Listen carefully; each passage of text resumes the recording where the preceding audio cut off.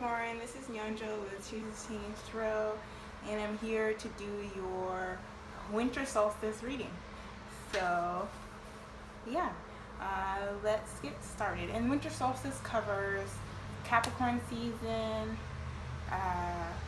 Aquarius season, and Pisces season. So that's from December 21st to March 21st. So I split them into three, covering the dates of Capricorn, December 21st to the January, I want to say 15th or 20th or something. And then mid to late January to mid-February, and then mid-February to March. Alright, so let's get started. So for Capricorn season, which is your season, the overall message is labor. Is labor. And then you have the clarifying card of the Papis. Yeah. Which is the High Priestess here. And this is I'm really excited about this deck. It's a Black Power Tarot. It's really cool. Okay, so as your overall messages, and this covers love and work, career, passion, and higher messages. So I'm going to sort of channel whatever comes from the cards as a result. So overall in Capricorn season, your season, it seems like the first messages that I got was sort of overworking and not taking time to actually celebrate either your birthday or the holidays, if you celebrate the holidays around this time, even just like New Year's. So you're taking a lot of time. It's almost like you're using work as a I'm going too far. So with these two cards, the Papes and Labor, High Priestess. The High Priestess has to do with just higher knowledge and intuition, and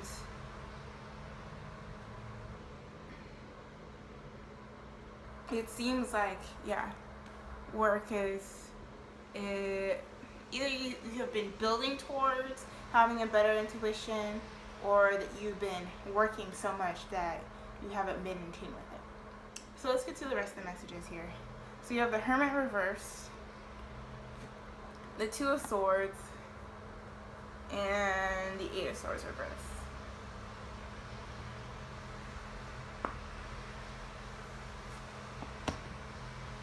So during this time, there's definitely a lack of introspection, and it's making things very unclear for you about what next steps you want to take. And like I said earlier, with the High Priestess, it's that lack of introspection is what's happening, and this can play out, like I said, in your work, career, love, connecting to your higher self, purpose, and messages. It's like you're not taking the time to just kind of be receptive to what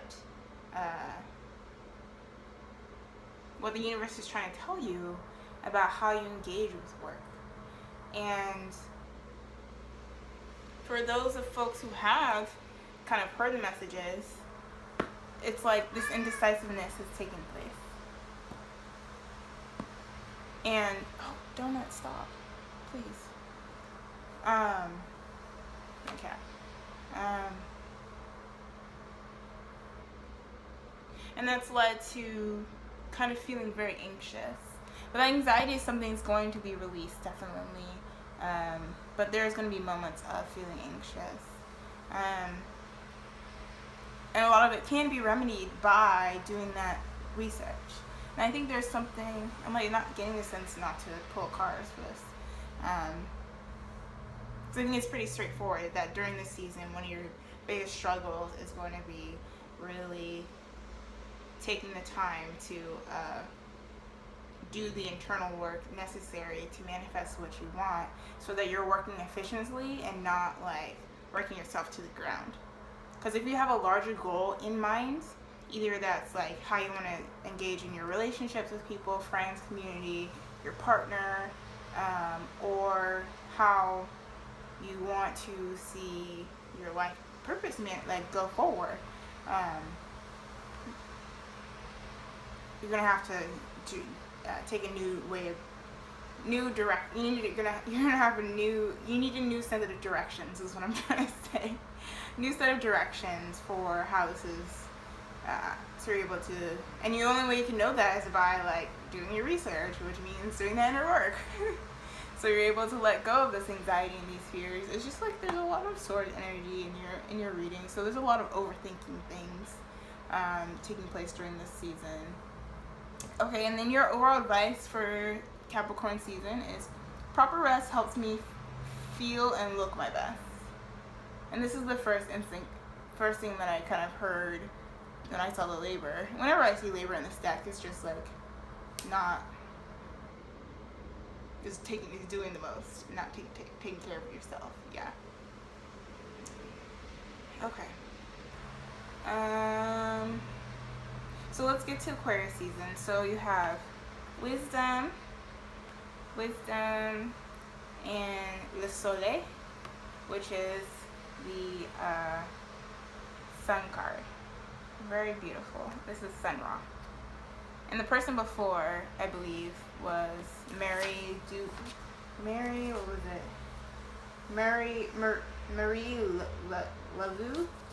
Laveau.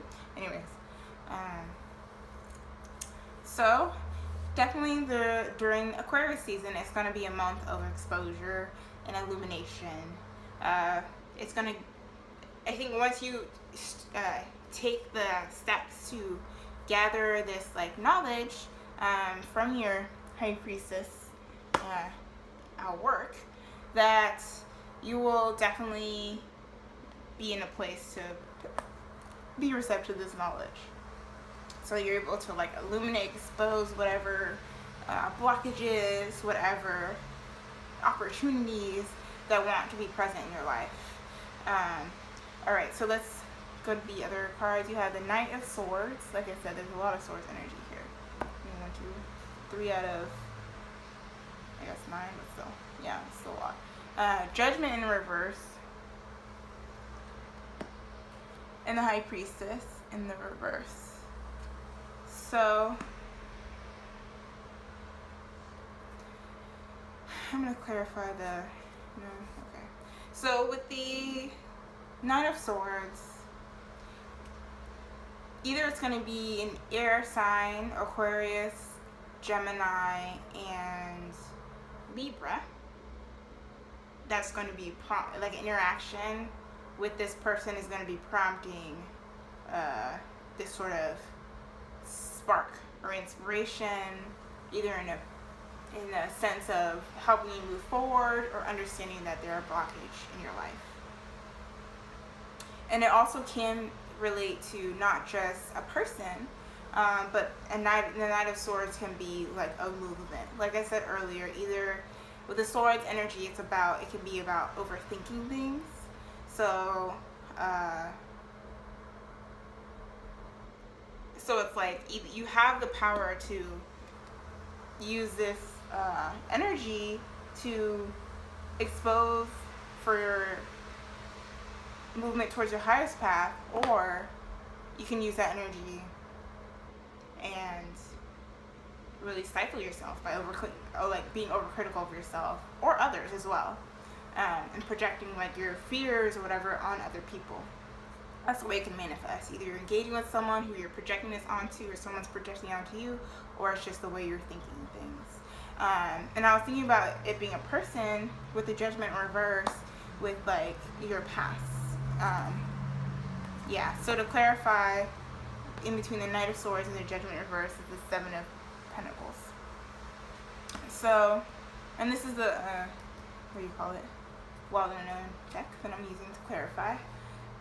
Y'all seen these cards. If you're new, welcome. So with the Judgment in reverse, it is a possibility of someone coming, it's like someone coming back into your life, someone or something coming back into your life to teach you a lesson. And also during the Capricorn season as well, to go back to the previous one, Mercury retrograde is going to be present. So it's probably asking you to do a lot of introspection. And I think, you know, the shadow period is going to be touching a part of the Aquarius season. So it's asking you to kind of take the knowledge from that seat to the previous season and really just bring it into your day-to-day. Yeah, so with Judgment reverse, it's like not learning a lesson. It's like a lesson that is appearing again and again and again, and it will continue to appear until you address it. And part of this lesson is being patient. Like, this is your energy, the earth energy, of just like building and then waiting for your, it's like you've planted the seeds and now you're just waiting for it to come about. So part of it has to do with acknowledging that you have the wisdom and you have the materials necessary to manifest what you want. So like, it's like you actually just gotta wait it out. And sort of this, I'm gonna clarify the High Priestess. Okay, sixes. Clarify the High Priestess, you have the Seven of Wands in the reverse.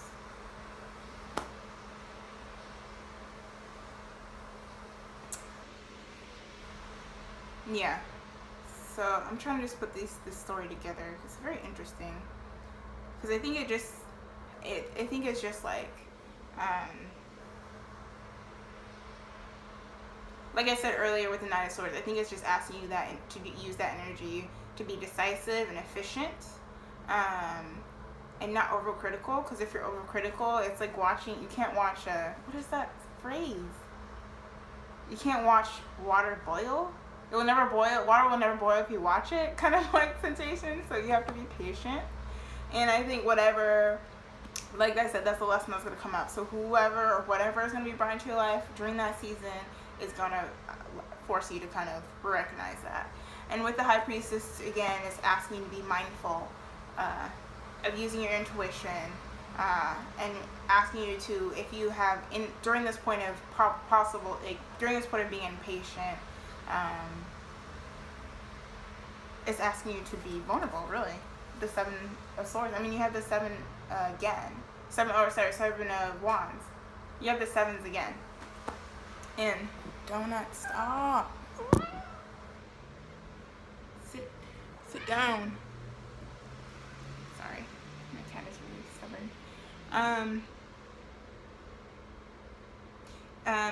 It's the Seven of Wands, clarifying the High Priestess. It's asking you to be receptive to the messages. Maybe it's being sent by someone you're not really the best of friends with, or maybe your partner is rubbing you the wrong way. Whatever scenario this is happening, but I'm getting a lot of this is work sense too. It's just asking you to really be mindful that it's necessary to be vulnerable in order to like really be receptive to all that's possible.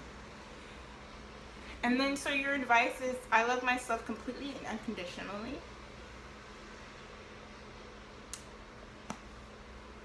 Part of self-love is trust. It's connecting to your intuition here. And I'm like getting a sensation of things like just kind of bubbling up.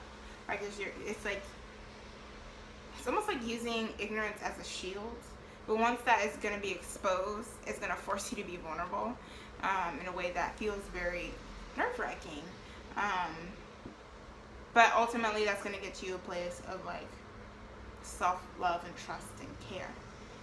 So you're able to, like I said, carry this path that you've been, that you change your directions towards, change the direction to, whatever. It's going to allow you to get to that place. All right, so now let's get to Pisces season. So you have Obfuscate and the Chariot. And this is Little Richard, I believe. You can see here. Le Chariot. Chariot.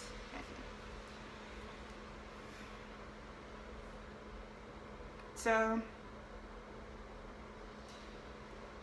Chariot is obfuscate means things are hidden and not illuminated. So, things are hidden. I just got this sense of like, there are things in your environment that are unknown to you that are going to come out, that are going to play out. It's like there's like background situations and synchronicities that you don't necessarily see that is leading you to, that is influencing your circumstances during this time. I mean, it's Pisces season, so that's a lot of connected to the 12th house of like mystery, intuition, and spirituality. So it's like almost like either like, outside circumstances that are playing. And it's asking you with the Chariot here to like understand, to have some sort of like self-restraint in terms of not trying to control your circumstances. Because if you're trying, like, it's like you can't manipulate air. I mean, you can, but what I'm trying to say is you can't manipulate what you cannot see. So do not focus on that. Yeah. I'm like, what's gonna happen? I'm gonna pull a card. Okay. So to clarify, the obfuscate is the 8 of Pentacles in reverse. Again, your energy. So with the 8 of Pentacles, clarifying, I'm just trying to get a sense of what's in your background, what's being worked on, and I think it might appear like whatever in your surroundings is like everything falling apart. People are not putting effort into things. People are not doing things the right way. Things are slowing down and being delayed. Like perhaps finances are like not going so well, and or kind of feel unstable during this period of time, and maybe connections with others as well. Just an overall sense of groundedness, and working towards that is going to feel a little bit stifled. But that's a manifestation of like outside forces that are working to bring you to what you need. But like I said, you can't control that. So be mindful of this Chariot energy. And the Chariot is also just it's like a very powerful energy. It's like you are going to get there. Like it's this motivation and this forward movement that's going to happen. It's like, don't focus on what is not working, focus on what is working. So you use those things to carry forward, and the universe will support you in that. So your other messages are the Queen of Pentacles, the 7 of Swords in the reverse, and the Queen of Wands in the reverse. So, well, Queen of Pentacles is definitely your energy, and it's the energy of being just very self-sufficient, being really like healthy, mindful, grounded. Like you can see, this is a very beautiful card. Like the Queen is just sitting there surrounded by so much nature and just letting things happen and unfold like they should, like they need to. And I think once you let things unfold, I think all the things that felt like they were not working are gonna reveal themselves. And to clarify, you have the 3 of Wands in reverse. They're gonna reveal themselves, and that waiting period is going to end essentially. I'm like, what is the Queen of Wands doing here too? Ooh, you got the Judgment again. To clarify the Queen of Wands. So, maybe during the latter part of the month, you're going to deal with a fire sign, Aries, Sagittarius, or towards the end of March, is what I'm trying to say. Leo, Sagittarius, Aries energy. It's going to appear in your life, and it's going to be appearing in a way that almost to test you, almost to test your patience is what I'm getting to. Because a lot of this is being patient, being mindful, being aware, learning from past lessons. And I think either this energy, this fire energy, or this circumstance is going to be like one last, are you ready? Show me you're ready. From the universe. I'm going to pull one more card. Okay, you have the Queen of Swords. Yeah, so it's asking you to take all the knowledge, all the things that you've gathered from the beginning of what do you call it? Capricorn season which is December, to the end of March. It's asking you to, it's telling you you will be able to have the knowledge that you need to make a clear-cut decision to address this person in a way that makes sense for now and doesn't replicate past things like being impatient, being controlling, being aggressive, being cold, whatever. I mean, the Queen of Swords is kind of cold, but what I'm trying to say is like it's asking you to take a clear, concrete, calculated way of addressing this Queen of Wands energy. Yeah, definitely. So, your final piece of advice for this time is, I shed habits that hinder my truth. I release and renew. It's very pretty here. So, yeah, that's definitely, I'm like getting a sense of just calm and happiness and just settledness. Like, once you get to a point where you feel like you can embody this energy of Queen of Swords, it's like cutting away what does not work for you. Like, this is a reminder. You engaging with this person or situation in a way that feels way different from the past is going to be a reminder of your progress and allowing you to, it's like you releasing all the ways of engaging with people in work situations, in love. Like maybe the Queen of Wands can embody like something that your partner did, or something that your partner did, whatever. Either way, I'm just saying that you're gonna get to a point, if you take these steps, to really release old ways and feel a sense of like newness and progression and elevated higher self. Like you feel like your best self. Yeah. Well, that's your reading. If you like a personal reading from me, email me at truthischanged@gmail.com. Check out my Instagram, full moon and new moon readings. And yeah, blessings.